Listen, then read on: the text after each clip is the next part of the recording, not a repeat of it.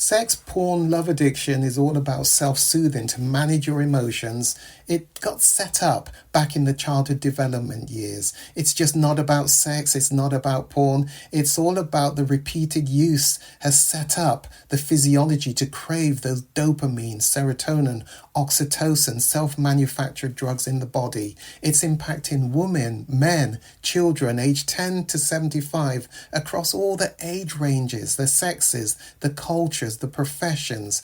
It increased exponentially during COVID lockdown and impacting so many lives. The Kairos Center has created the first online comprehensive sex porn love addiction. It's a video on demand recovery program which you can access from anywhere in the world and begin to see identifiable changes just within 6 weeks of beginning this weekly program. Kairos means your appointed time. Isn't it your time to reclaim your life? Bring color back to life without shame. Click the link below and begin your journey. You owe it to yourself and to others.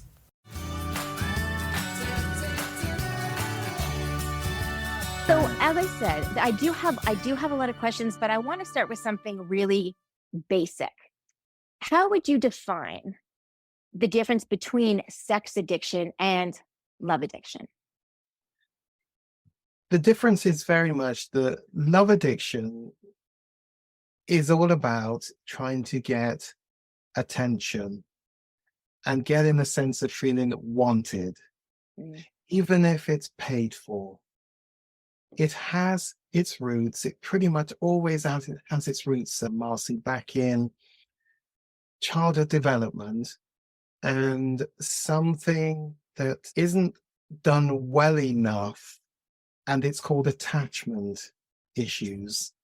And every time I touch attachment, it's hard to touch that word without unwrapping it a bit, because attachment isn't what's properly on the label on the can. In fact, I often say, why do you call it attachment? It should be detachment. It's rejection. It's loss.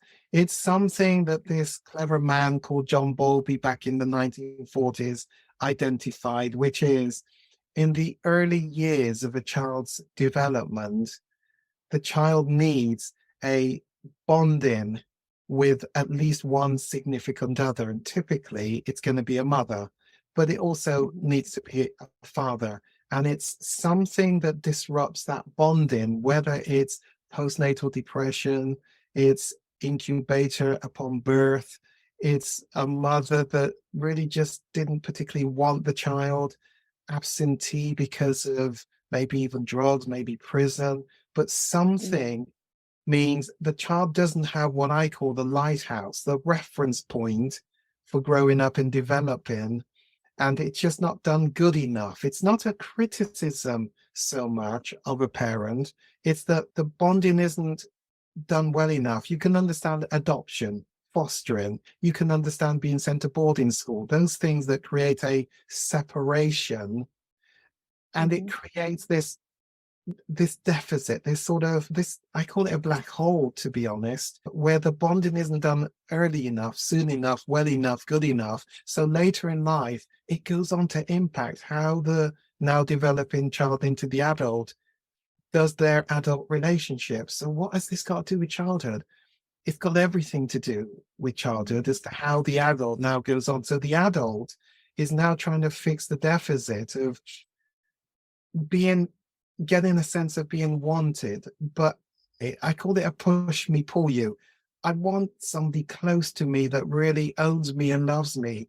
But when you get too close and I'm fearful that you're not going to hold me long enough and you're going to reject me and let me go, then I push you away. So an argument, a conflict. And so they're constant searching out relationships, maybe dating sites and the likes, to fill that void that got set up back there with somebody who's giving me attention and feeling wanted. So that's really what we call love addiction. You're not sitting in a room just viewing porn and the next page, and etc. You need interaction with other people. Even if you're paying for that service, the fact that they're giving you attention fills a void. Does that make some sort of sense? Oh, Absolutely. So because you didn't get it for whatever reason when you were a child, you're just searching for that constantly as an adult. And you never fill the void. Even if Ooh, partner, a spouse, I love you, you're just the best thing since sliced bread. I love you, you're so, that lasts 5 minutes and then you have to go off and try and get it elsewhere. And it's like a watering can with holes in the bottom, just leaking all the time. And so you've got to keep topping it up with more and more and more, but it never stays filled for more than 5 minutes before it's, wow. Okay, that's really interesting. So it's almost as if you're sort of addicted to that rush, that first part, that part where you feel like you're each other's world, and all you do is just have eyes for each other. And then as soon as that kind of starts to fade a little bit, they need to move on and get that. I wish it were that, Marcy, because then I could understand the dopamine hit and oh, don't we love to feel in love? Those early days, oh, it's so nice.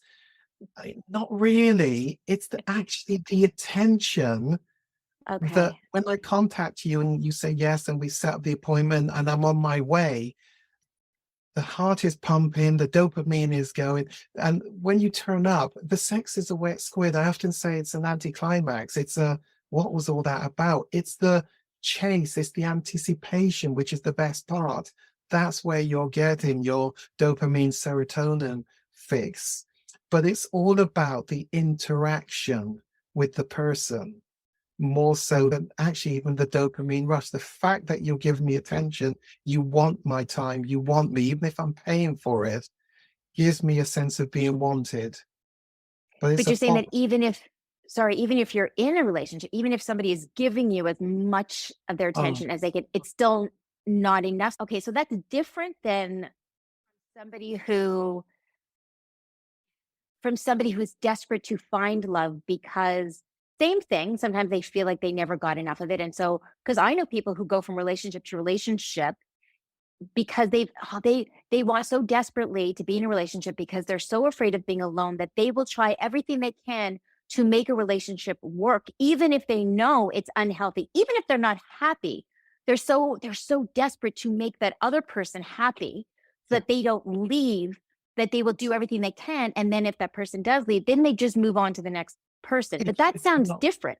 It's not to make the other person happy. It's all about me. Totally about me. That there is a need to feel connected and wanted and held. But there's such a leakage. That Mm, one spouse telling you how gorgeous, how good, how it's just not enough, because there's a black hole that you just put as much in there and it keeps on just depleting. So it's, in fact, we're misleading ourselves by even using the term love, because it's not really that you're seeking love or sex. For women, it most definitely isn't really the sex. It is mm, the connection, it's the sense of being wanted, it's the sense that somebody's giving me attention. And you need to understand, even the class clown, to get the false attention, the laughs, is better than no attention, even if it's mm. the wrong attention. And so, even when the relationship has run its course, you stay in it because it's better to have somebody than nobody. That's how the brain is Right. working. Yeah. And Mhm. the minute you get wind that it might finish, you may even you'll perhaps torpedo it yourself. You'll do things to push the person away, because here's the logic with attachment issues. You've got to stay in control of relationships, and don't Mhm. ever let anybody drop you, let you go, because the brain is still remembering something that happened back there in childhood. So you must never let that happen. So it is better for you to throw a hand grenade in and do things to push the person away. They may never have left, but you're doing Mm. things to push them away because you fear they're gonna get there first. And so you blow it up, because it's better to be in control of the pain that's going to come than if somebody does it to you. That's the logic of